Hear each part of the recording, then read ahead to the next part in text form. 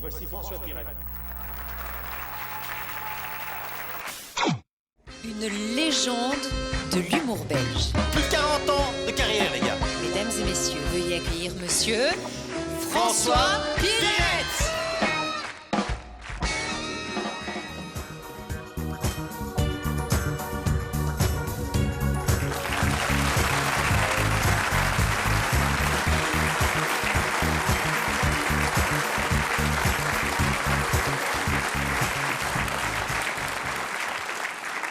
Merci beaucoup. Ah, ça fait plaisir de vous retrouver. Ça fait tellement longtemps que je suis venu à Verviers. Ah. Bon, il y en a qui sont dans le même état que le théâtre, apparemment, mais... Le temps a passé. Le temps a passé. Le premier spectacle que j'ai créé, que j'ai écrit, et c'est la raison pour laquelle, en plus, le calendrier se mettait bien parce que l'endroit était libre. Certes, c'est pas le Grand Théâtre, mais c'est pas grave. On est sur le territoire de Verviers parce que le tout premier spectacle qui a été édité en cassette vidéo, 58 ans en 2021, a été créé pour donc la toute première a eu lieu au Grand Théâtre de Verviers. Donc je suis très très heureux de boucler la boucle avec vous à Verviers.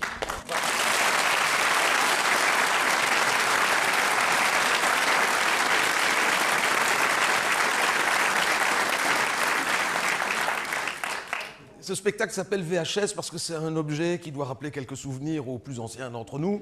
Vous avez vu, je me suis mis dedans, hein, parce que, oui.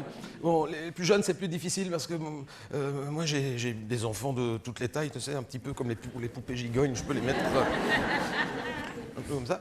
Et les plus jeunes, quand ils ont vu l'affiche, ils m'ont dit « Qu'est-ce que ça veut dire les années VHS ?» Donc j'ai dû expliquer à mes enfants ce qu'était une VHS.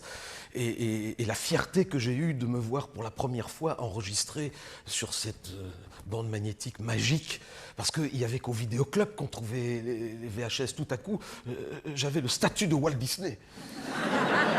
Je passais un cap.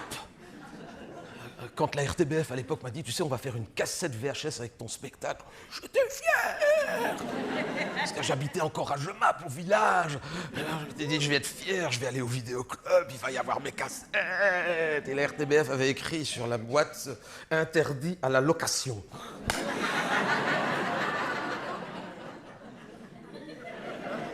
Par contre, qu'est-ce que vous en avez acheté? C'est vrai, c'était interdit à la location. Et un soir, ceci est tout à fait authentique, j'étais en tournée avec un de mes spectacles, et le spectacle s'était plutôt bien passé, et j'invite ma petite équipe à aller boire le dernier verre dans un endroit qui restait ouvert. C'était du côté des Ardennes, et on était à peine entrés, installés dans un coin, discrètement, qu'une bouteille de champagne arrive dans un seau, très discrètement, avec les feux d'artifice qui font... Je dis, c'est très gentil, mais il fallait pas. Et le patron dit, c'est pas moi, hein, c'est le monsieur là-bas qui vous offre ça. Je dis, mais non, merci. Et dans ces cas-là, quand quelqu'un vous offre une bouteille de champagne, il se sent tout à coup le droit de venir s'asseoir à votre table. Évidemment, on n'a rien demandé. Et ce monsieur s'amène, très sûr de lui, en disant, oh non, mais je te dois bien ça, me tutoyant, je te dois bien ça. Ah bon? Oui, je te dois bien ça. Ok, bon, il s'assoit. Il me dit non, c'est parce que j'ai un vidéoclub, me dit-il. Ah bon? Oui, j'ai le vidéoclub du village ici. Et ta dernière cassette, hein, comme ça, j'en ai acheté 40. Je vous assure, c'est authentique, il m'avait dit ce chiffre. J'en ai acheté 40. Elles sont jamais au club, elles tournent tout le temps. Et je dis, mais vous savez que c'est interdit? Oui, c'est pour ça que je vous dois une bouteille de champagne.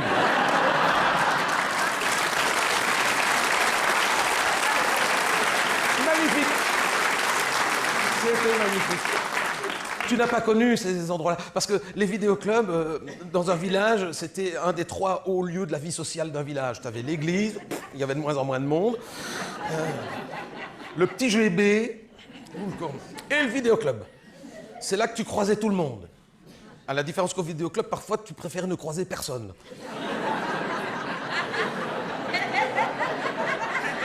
Parce que, il faut que je t'explique. Quel âge as-tu? 15 ans. Tu vas voir. Au fond du vidéoclub, il y a une porte. Généralement avec des bandes de couleurs ou des perles. Ça devait être discret, tu parles, c'était des perles, tu rentrais là-dedans, ça faisait... Le temps que ça se restabilise, t'en avais pour 2 minutes. Alors tu rentrais, et là il y avait des cassettes différentes des autres. Tu rentrais là-dedans et tu faisais, oh zut, il y a le pharmacien. Alors, tu ressors. Le pharmacien avec une capuche, souvent, dans un gros anorak. C'était la seule occasion que tu voyais le pharmacien autrement qu'habillé en blanc. Il était une capuche avec des moufles. Ouais. Tu vois ton pharmacien voilà. Eh bien, ferme les yeux. Imagine ton pharmacien. C'est une... ah oui, il y en avait aussi.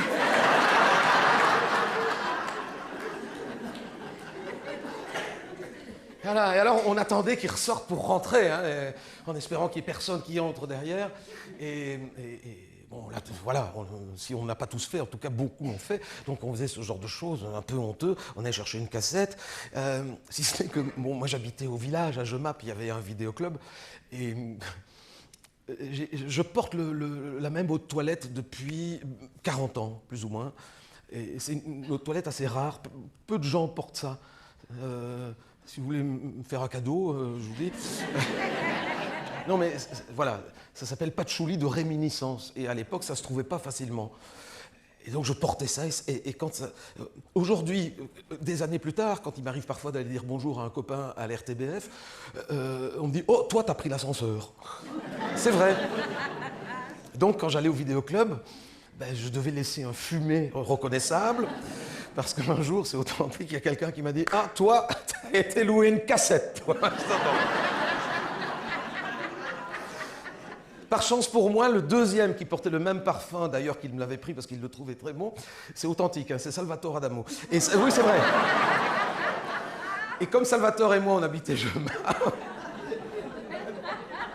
le jour où on m'a dit « Toi, t'as été chercher une cassette », je dis « Moi, j'ai pas été au vidéo. » Ah là là, je vais m'excuser auprès de lui, il faut que je l'appelle demain. Parce qu'aujourd'hui, à Jemappes, il y a toujours quelqu'un qui pense que Salvatore allait chercher des cassettes. C'est moi. Et après, j'ai bien connu le gérant du vidéoclub. Quand j'ai commencé à sortir mes cassettes VHS, il me disait « Pourquoi on ne peut pas les louer? C'est pas de ma faute, c'est interdit. » Donc j'ai commencé à échanger avec lui. Et il m'a dit « Tu sais, c'est ce qui tourne le plus ici. Ces cassettes-là. Les autres, c'est des alibis. » Ben oui. Parce que les gens allaient chercher soi-disant, tu sais, du cinéma d'auteur, ils allaient chercher les 400 coups François Truffaut, ouais, tu parles.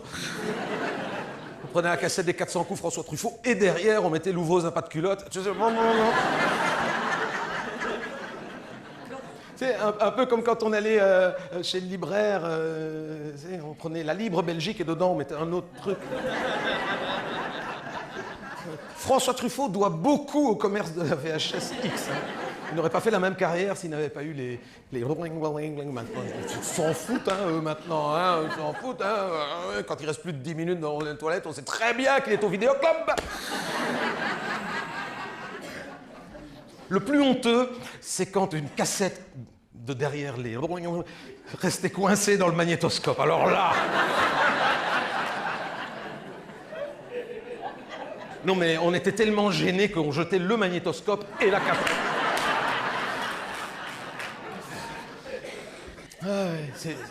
C'est une époque, les cassettes VHS. Et quand j'ai vu les commentaires que vous aviez laissés au bas de l'information que nous allions revivre ensemble ces moments-là, j'ai été très touché de voir qu'il y en a beaucoup qui s'en souvenaient de tout ça mieux que moi. Et il y a 2 jours, lorsque je suis arrivé pour enregistrer ces programmes ce soir à Verviers et hier soir, je suis d'abord passé par Bruxelles parce que je suis venu en train, j'ai pris mes précautions. Parce que j'allais venir en tracteur, j'étais sûr de passer.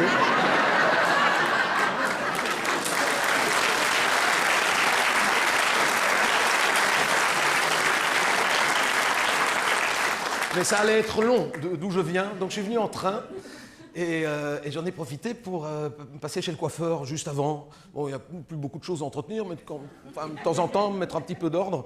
Et ce que je vous raconte là est tout aussi authentique que le reste. Hein.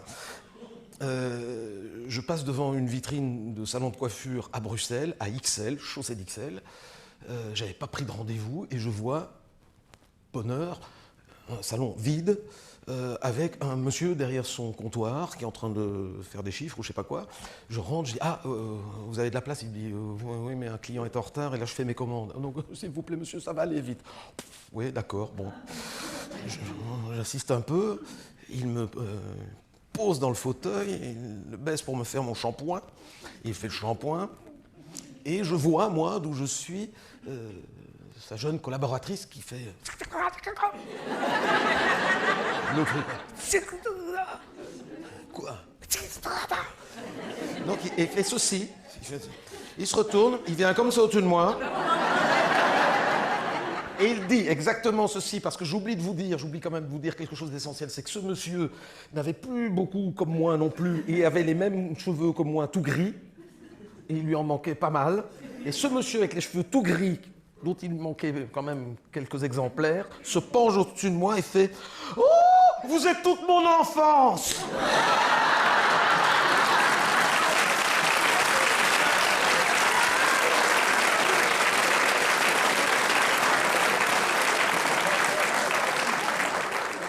Il croyait me faire un compliment. C'est authentique, je suis sûr qu'il va se reconnaître ce soir.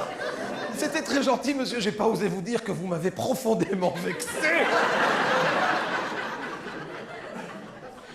Mais oui, si tu fais le calcul, j'ai commencé, j'avais 19 ans à la radio, à 20 ans j'étais sur scène, je vais en avoir 61 dans 5 jours. Si ce monsieur avait 10 ans à l'époque, qui me regardait à la télé, j'étais toute son enfance, ça m'a fait un coup.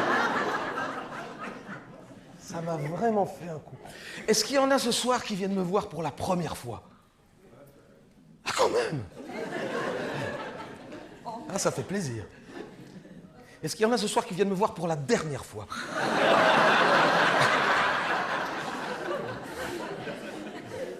Oui.